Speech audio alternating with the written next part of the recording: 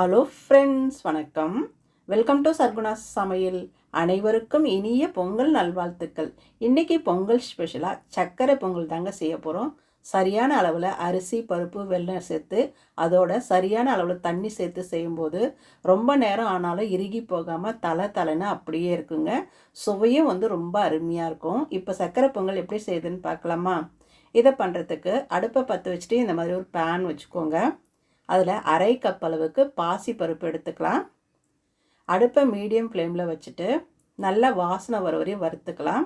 நல்லா செவக்க வறுக்கணும்னு இல்லை, இந்த மாதிரி வாசனை வர வரையும் வறுத்தா போதும். அவ்வளோதான். இதை அப்படியே எடுத்து ஒரு பாத்திரத்துக்கு மாற்றிக்கலாம். இந்த மாதிரி பாத்திரத்தில் சேர்த்துட்டு இது கூடவே ஒரு கப் அளவுக்கு பச்சரிசி எடுத்துக்கலாங்க. எல்லாமே ஒரே கப்பில் அளந்து எடுத்துக்கலாம். டம்ளரில் அளந்திங்கன்னா டம்ளரில் எடுத்துக்கோங்க. இந்த மாதிரி கப்பில் அளந்தால் கப்பில் எடுத்துக்கோங்க. கூடவே தண்ணி ஊற்றிட்டு ஒரு 2-3 முறை நல்லா கழுவி தண்ணியை வடிகட்டிடுங்க. அந்த அழுக்கெல்லாம் போகட்டும். வடிகட்டிட்டு எடுத்துகிட்டு வந்துடுங்க. நல்லா மூழ்கிற அளவுக்கு தண்ணி ஊற்றிட்டு ஒரு 15-20 நிமிஷம் நல்லா ஊறட்டும். அரிசி பருப்பு 20 நிமிஷம் ஊறின பிறகு தண்ணியெல்லாம் நல்லா வடிகட்டிடுங்க. தண்ணியை வடிகட்டிட்டு இந்த மாதிரி குக்கருக்கு மாற்றிக்கலாம். இன்றைக்கி குக்கரில் தான் நான் சர்க்கரை பொங்கல் செய்ய போகிறேன். அரிசி பருப்பு இந்த மாதிரி குக்கரில் மாற்றிட்டு இப்போ தண்ணி சேர்த்துக்கலாம். 1 கப்பு அரிசி, அரை கப்பு பாசி பருப்புக்கு 5 கப் அளவுக்கு தண்ணி சேர்த்துக்கங்க. சரியாக இருக்கும். நல்லா வெந்து குழஞ்சி வரும். 5 கப் அளவுக்கு தண்ணி சேர்த்துக்கிட்டிங்கன்னா சேர்த்துட்டு இந்த மாதிரி கலந்து விட்டுட்டு ஒரு 1/4 டீஸ்பூன் உப்பு சேர்த்துக்கங்க. நான் உப்பு சேர்த்துருக்கேன், ஆனால் வீடியோவில் மிஸ் பண்ணிட்டேன். கூடவே 1 ஸ்பூன் எண்ணெய் இல்லைன்னா நெய் சேர்த்துக்கங்க. இந்த தண்ணி வலிஞ்சு ஊற்றாமல் இருக்கும் விசில் வரும்போது. சேர்த்துட்டு குக்கருக்கு நம்ம மூடி போட்டுக்கலாம். மூடி போட்டுட்டு அடுப்பை மீடியம் ஃப்ளேமில் வச்சுட்டு 4 விசில் விட்டு எடுத்துக்கலாங்க. வேகட்டும். அதுக்குள்ளே இதுக்கு பாகு காய்ச்சிட்டு வந்துடலாம். அடுப்பை பற்ற வச்சுட்டு இது மாதிரி ஒரு பேன் வச்சுக்கோங்க. அதில் 2 கப் அளவுக்கு வெல்லம் எடுத்துக்கலாம்.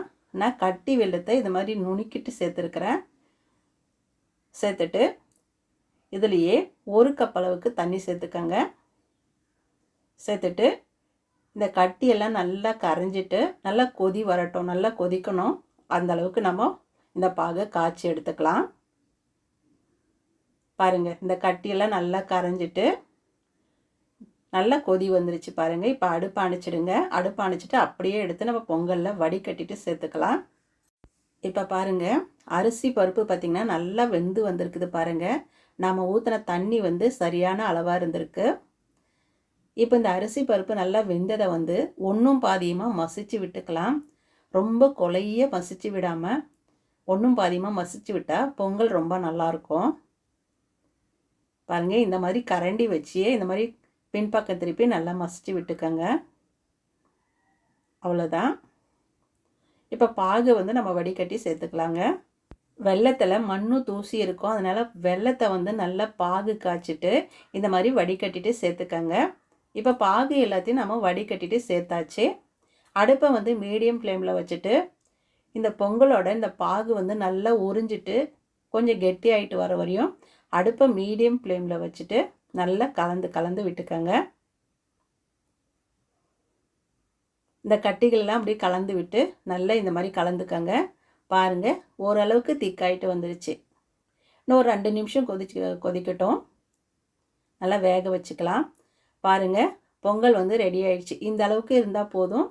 இன்னும் கொஞ்சம் ஆற இன்னும் கொஞ்சம் கெட்டியாயிடும். இப்போது இதுக்கு ஒரு தாளிப்பு போட்டுக்கலாம். அடுப்பை பற்ற வச்சுட்டு ஒரு தாளிப்பு கரண்டி வச்சுக்கோங்க. அதில் ஒரு 2-3 டேபிள் ஸ்பூன் நெய் ஊற்றிக்கலாம்.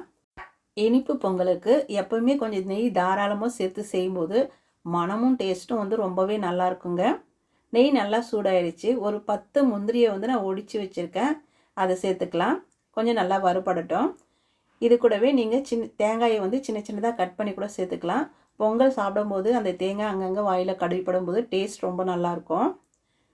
முந்திரி கொஞ்சம் வறுபட்டதும் ஒரு 15 திராட்சை சேர்த்துக்கலாங்க. நீங்கள் கூட குறைய கூட இந்த முந்திரி திராட்சையும் சேர்த்துக்கலாம், உங்கள் விருப்பம்தான். பாருங்கள், நல்லா வறுபட்டுருச்சு. இதை அப்படியே எடுத்து நம்ம பொங்கலில் சேர்த்துடலாம். அவ்வளோதான். பொங்கலில் சேர்த்துட்டு ஒரு முறை நல்லா கலந்து விட்டுக்கோங்க. இந்த டைமில் ஏலக்காய் தூள் இருந்தால் ஒரு 1/4 டீஸ்பூன் ஏலக்காய் தூள் சேர்த்துக்கோங்க. அப்படி இல்லைன்னா ஒரு 4-5 ஏலக்காவை தட்டி சேர்த்துக்கோங்க. நான் சர்க்கரையில் ஏலக்காய் போட்டு அரைச்சி வச்சுருப்பேன். அதில் ஒரு ஸ்பூன் சேர்த்துட்டு நல்லா கலந்து விட்டுக்கலாம். நான் சொன்ன அளவுகளில் அரிசி, பருப்பு, வெல்லம், தண்ணி சேர்த்து செய்து பாருங்கள். ரொம்ப நேரம் ஆனாலும் இறுகி போகாமல் நல்லா தளன்னு பொங்கல் அப்படியே இருக்கும். டேஸ்ட்டும் மனமும் ரொம்பவே நல்லா இருக்குங்க. பாருங்கள், பார்க்கும்போதே அப்படியே சாப்பிட்ணும் போல் இருக்குது. அவ்வளோதாங்க, நெய் மணக்க மணக்க சக்கரை பொங்கல் சூப்பராக தயாராகிடுச்சு பாருங்கள். நான் சொன்ன அளவுகளில் இந்த பொங்கலுக்கு சக்கரை பொங்கல் செய்துட்டு எல்லாருக்கும் கொடுங்க. நீங்களும் சாப்பிடுங்க. சந்தோஷமாக பொங்கலை கொண்டாடுங்க.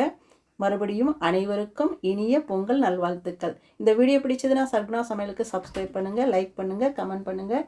மறக்காமல் உங்கள் தெரிஞ்சவங்களுக்கு நிறைய ஷேர் பண்ணுங்கள். அப்படியே பக்கத்தில் இருக்கிற பெல் பட்டனையும் அழுத்தி விடுங்க. அப்போ தான் நான் போடுற வீடியோ உங்களுக்கு உடனுக்குடன் வரும். நன்றி, வணக்கம்.